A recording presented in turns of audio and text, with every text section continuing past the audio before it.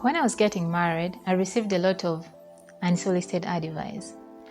Now, some of it was helpful, but most of it was trash. Having grown up in a single-parent household, I entertained the advice because I didn't have a father figure, neither did I have a clear, practical example of what a marital home looked like. Here are some of the misconceptions I had about marriage, and by the time you get done watching this, you'll have a different perspective about marriage. Don't go away. Let the light shine through. If you believe it's true, baby, won't you let the light shine through for you? Growing up, I got accustomed to a certain level of freedom.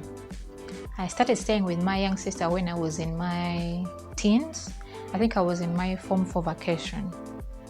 Well, this was not deliberate, but because my mom had to work. She worked abroad, and by abroad I mean Juba. Does that qualify? I think it does. Isn't South Sudan farther than Kenya? Because when I call some of my friends when they're in Kenya, they tell me they're abroad. My mom worked abroad. Anyhow, so some of the advice I received insinuated that when I get married, I would have to seek permission from my husband to do anything. And I mean literally anything. From going anywhere, linking up with friends, giving, shopping, and that did not sit well with me. Keeping in mind that I had over 10 years of freedom, doing whatever I want, whenever I want, with whoever I wanted, without asking for permission. So going into marriage, I assumed that my husband is going to put such restrictions on me. I was really afraid. I started wondering whether marriage is my portion. Fast forward, having been in marriage, my husband is not like that. But well, I guess it depends on the kind of man you marry, because in my household, it's more of issuing notices than seeking permission. For example, if I plan to go to town tomorrow, I just notify him that I'll be going to town at such and such a time. Ask him whether he needs anything in town or not, and he will respond accordingly. But not like I'm like, do you think it's okay for me to go to town? Do you think it's reasonable? No, I don't have that in my household. So that is the biggest misconception I had about marriage. Sex. Well, let's rate this one PG. Sex. Oh, the way people put sex across, they made it seem like when you get married, you breathe and eat sex. The advice used to go like so. Make sure you always give him sex. Make sure you're always ready for sex. Make sure he never leaves home without sex. Make sure you never deny him sex. Sex, sex, sex, sex, sex. Boy, I was really afraid of that part. I started wondering whether I'll be able to meet the demand. But having been there, I think sex is overrated. And I mean Overrated. sex is not about the number of times you have it. No, I was really misled in that direction. It's not about the number of times you have it. It's about the quality of sex you have.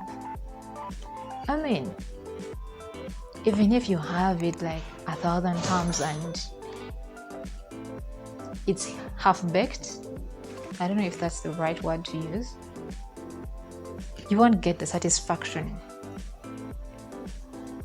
Do you get the point? Anyway, that's a talk for another day. But I was really misled in that area. Marriage rituals. You know, when you're getting married, when they are giving you advice, there are some common elements that don't change. Eh? Like those marriage rituals. Marriage rituals. So they usually go like, make sure when your husband comes home, you welcome him, relieve him of whatever he's carrying, offer him a drink or food, you know, such things. So I had my script, and you remember how we used to cram some things in school? That is exactly what I did. I crammed my script and it's story time. So I decide I have to start applying my script, you know. After the wedding, honeymoon, we are back and work has resumed as usual. Things are starting to get back to normal. I pull out my script to apply. So day one, my husband comes back home. I welcome him. I relieve him of whatever he was carrying. I offer him a drink. He declined. He was like, no. I offer him food. He's like, not now. You know, good. Day 2, I do the same thing. Day 3, I do the same thing. And when it came to day 3, my husband could not contain it. He called me. He was like, babe, come, sit here. I sat. He's like, do you remember how we were when we were dating and in courtship? And I was like, I'm not certain what exactly you're referring to, but yes. Then he goes ahead and tells me he wants that woman back. I was confused and I was like, what do you mean? He's like, the way you used to be then is how I want you to be now. The person you are right now, I don't understand and I don't like it. I don't like it one bit. And I'm like, what do you mean? He's like, these things you're doing, they are not you. They are not you and they are plastic. I was offended. I was pissed. I was annoyed. I had mixed emotions. And I thought to myself, I'm trying to be a good wife here. Like, why don't you appreciate the effort, you know? Why don't you, you know? And in my head, I was really fuming. So I started to plot for revenge. Yes, I'm like, how dare he call me plastic? How? So I plot my revenge. I tell myself, I won't be doing anything like that again. I won't give him attention when he comes back from work. I'll continue doing my own things until he feels neglected and he comes back to me asking for it. All that conversation happening in my head. So I stopped doing those things as I mentioned earlier. Week 1, week 2. Like, didn't I die in my own movie?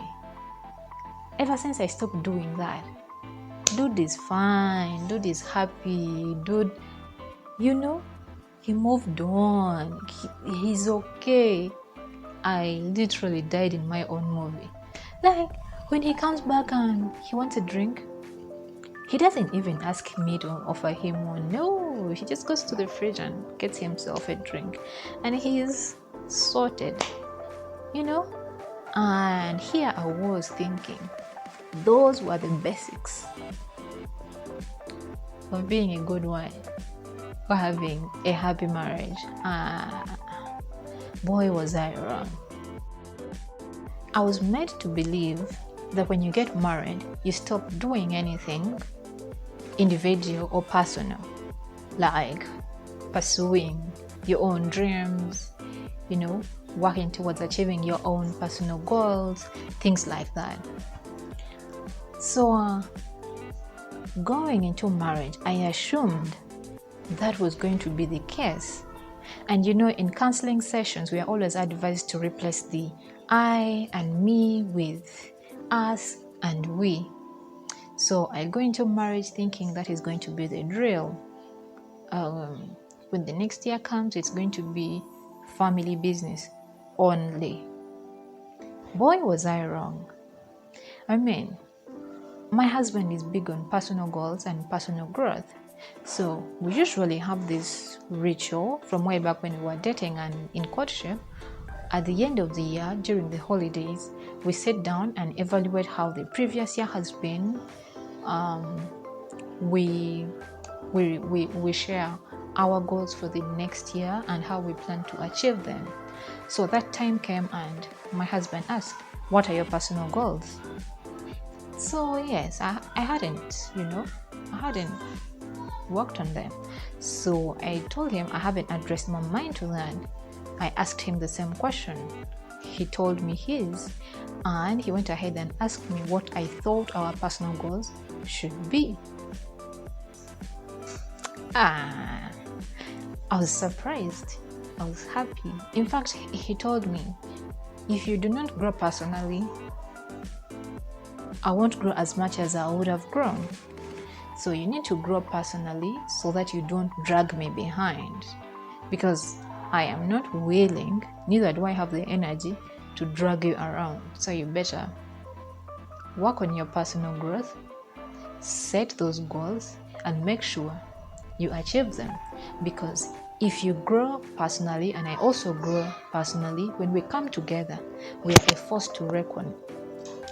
Anyhow, here's the thing. This is what I can leave you with. When it comes to advice, sieve out what works for you and leave the rest that doesn't work for you. That is just noise. And most important, marriages are like constitutions. Every country has one, and some have similarities, but others are totally different. So what am I trying to say? What works for you, what works for this marriage might not work for mine, and what works for my marriage might not work for the other. Just do you. Do whatever makes you and your partner happy. That's all. Thank you for watching. Until next time.